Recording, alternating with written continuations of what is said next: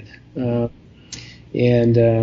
So that's our approach. And other people have great approaches too that work. This is what works for me, and I think works well for the patients, because it's better to just have one injection than 4 or 5 injections, Oh yeah, definitely.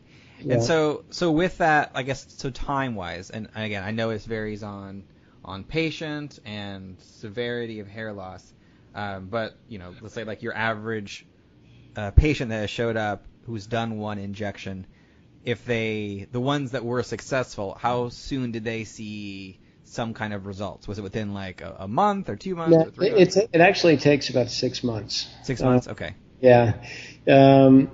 So, you can get some shedding after the PRP, especially for the women. It can be a real bummer. They shed more than the guys, so they tend to come back a little bit upset, and it's just a counseling thing. Just hang in there.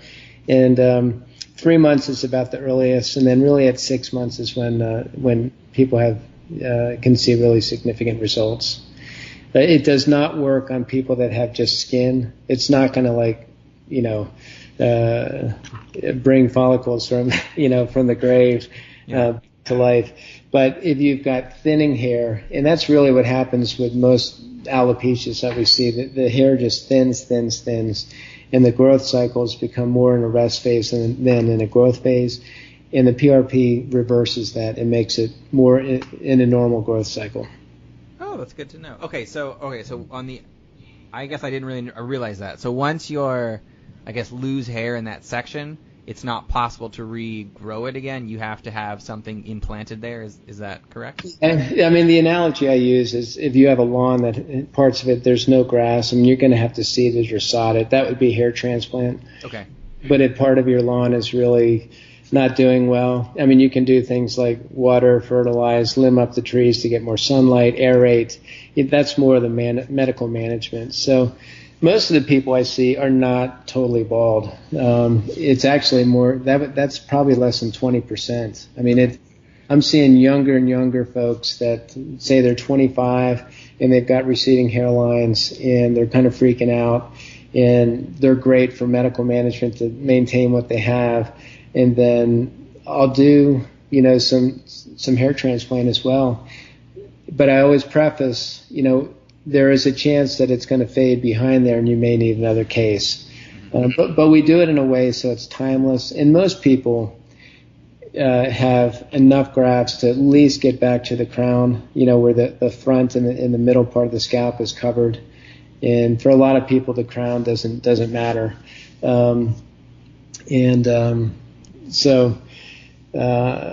I'm doing younger and younger patients. In fact, I recently did a 20-year-old patient. He's my youngest one, who was really depressed, almost kind of in a suicidal mindset, and had a different type of recession. He actually was receding on the sides, like by his ears, and it made his temporal area just really rounded and kind of weird looking.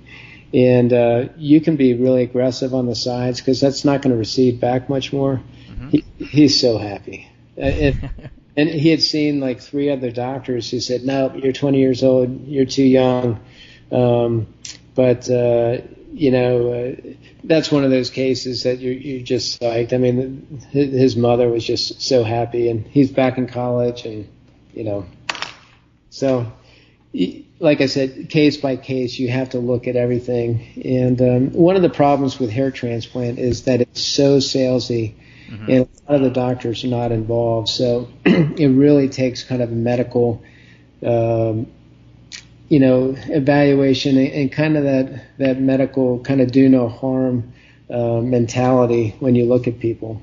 Yeah. And there are many consults. I say they have severe hair loss and they have such a bad donor site. I just say, I think we can shave your head and maybe do some scalp micropigmentation. That's another thing we do is mini tattooing, mm-hmm.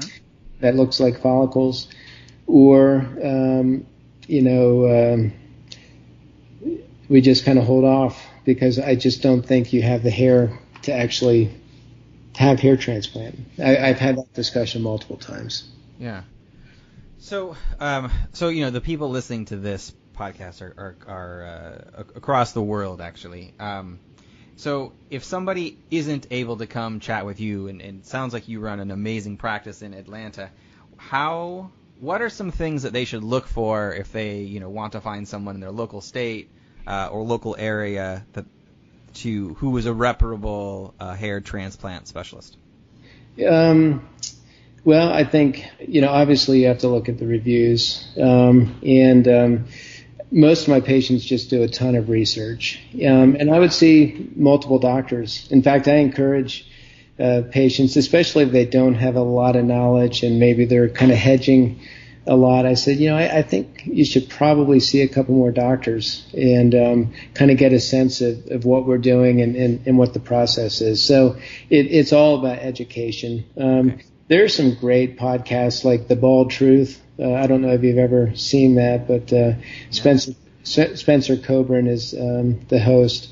Great resource. It's a great show. It's kind of off color, and he's a patient advocate and really kind of makes it real as far as who should get it, who shouldn't.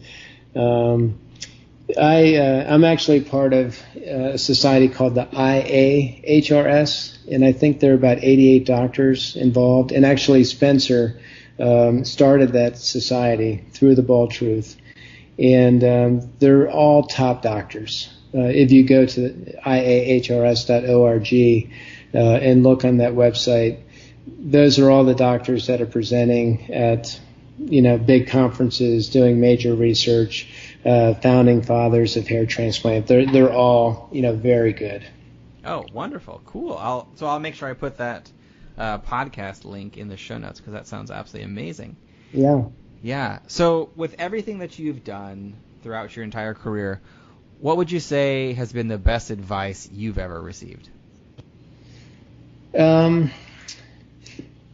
Probably from my dad. He instilled in me never talk anybody into a procedure. If you do that and something goes wrong, for one, you have a much higher chance of getting sued. Mm-hmm. The other thing is it's not your decision, and you want to build yourself up so where you're busy enough that you don't have to talk anybody into anything.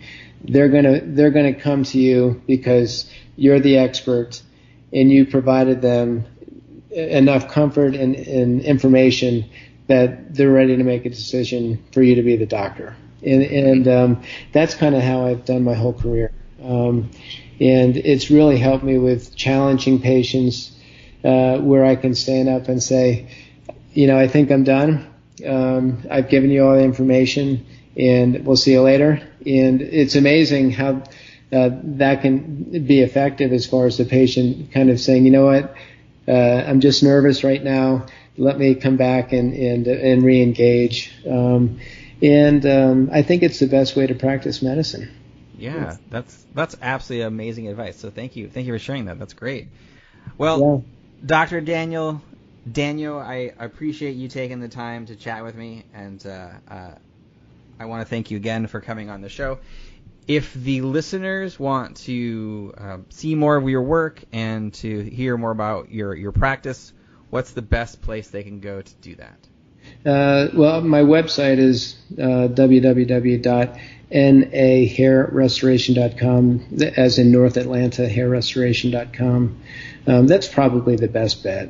That has all the information. We have a very active blog that we do weekly.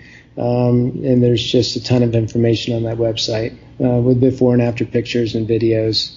I think that's the best bet. Perfect. Excellent. I will make sure that is in the show notes. Awesome. Well, again, thank you so much. I really appreciate you taking the time to chat with me. All right. Thank you, Yuri. Take care. You too. All right. Bye-bye. Bye.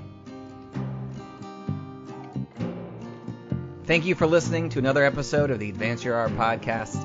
If you like this episode, please go into iTunes and give us a 5-star rating. And while you're there, hit the subscribe button so that every single time I release a new episode, it will go directly to you without even thinking about it. If you're interested in hearing older episodes, please go to advanceyourart.com where you can find the catalog of everything I've done so far, as well as contact information and projects I'm working on. Thank you again, and have a great day.